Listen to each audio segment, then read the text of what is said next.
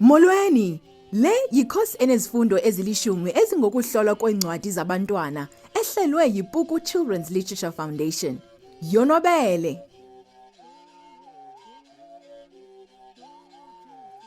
Siyakwamkela kwisifundo sethoba sepuku sokuhlola incwadi. Isifundo sethoba sigxila kumanqaku akho okugqibela ngale ncwadi. Ukubhala isiqukumbelo neziphakamiso yindlela othi uphethele ngayo ukuhlola incwadi, nokunika abafundi ithuba lokuvala ingxoxo.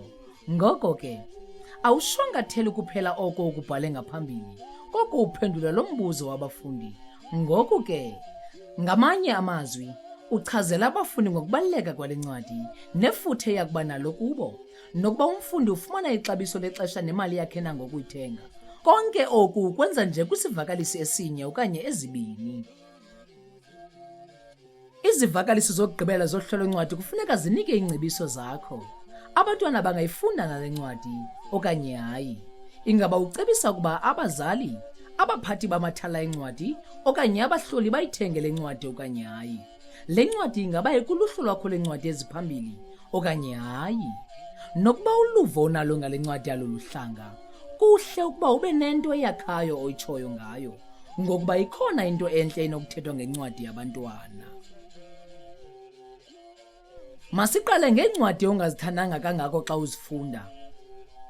Nantsi imizekelo enokukunceda ukubhala isiqukumbelo ngokunyanisekileyo kodwa kungekho lunya.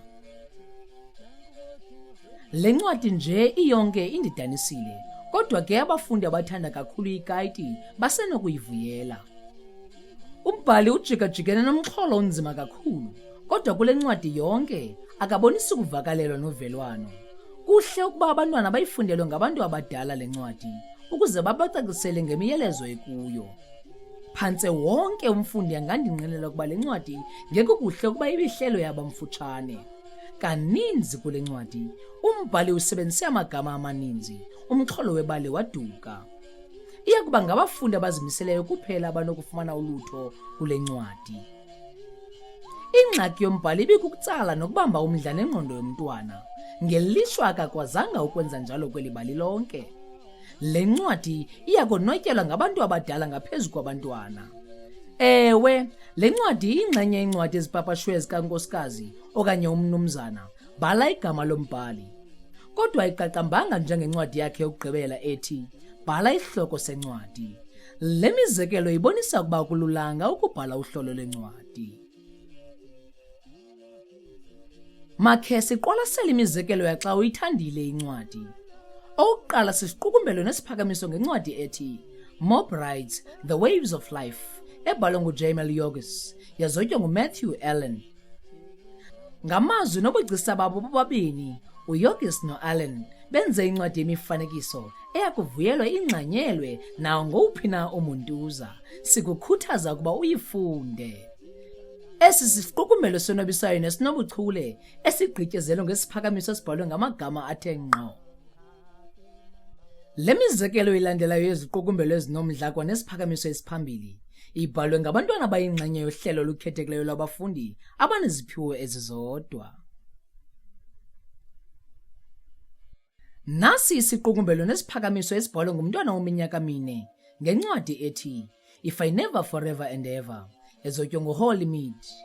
Amakhwenkwana namantombazanyana akuminyaka 3 kuya kwi-8 ayakuyithanda le ncwadi, kuba ibafundisa ngokuzama into entsha nangokubaluleka kokushiya uloyiko ngasemva, ukwazi ukufunda izinto ezintsha. Le ncwadi ndinika inkwenkwezi ezintlanu njengoko ndicinga ukuba abantwana bamele bafunde ukukhalipha.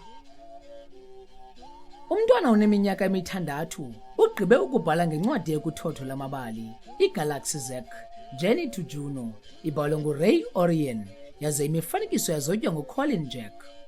Le ncwadi ndinika inkwenkwezi ezilikhulu, kukho into ethi isaqhubeka ekupheleni kwayo, ekwenza ukuba ufune ufunda incwadi elandelayo ukuze ubone okwenzekayo. Andisakungxamelanga nje ukuva ukuba kwenzeka ntoni. Kuyenzeka uba udibanise inkxalabo nesiphakamiso esihle njengaluhlolo ncwadi olungencwadi ebhalwe nguRyan Lowe noCharles Sibotho. Imifanekiso izotywe nguCrystal Lambercritz. Nangona iThe Blacksmith and the Dragonfly ingafundeki lula, namagama aguqulelweyo anokuba nzima kubazali abangengoma Afrika, ibali lona linesondlo esimnandi seAfrika. Yaye nolwimi lwayo lugqibezela ubuncwane bokufunda le ncwadi luncuthu. Maxa wambi isiqukumbelo sencwadi sigqithela nakwimiba ethile yasekuhlaleni, okanye sithathe kabanzi ngokubaluleka kwento ethile, okanye sikudalele amathuba amatsha okunxibelelana kwabafundi bohlolo-ncwadi. Uhlolo lwencwadi ethi Mpumi's Magic Beats ebhalwe nguLebohang Masango nezotywe nguMasekgo Morelani luveza oko kanye. uLebohang noMasekgo bamele ukunconywa ngokubhiyozela iinwele zama-Afrika ngendlela kungaqhelekanga ukubhalwa ngayo.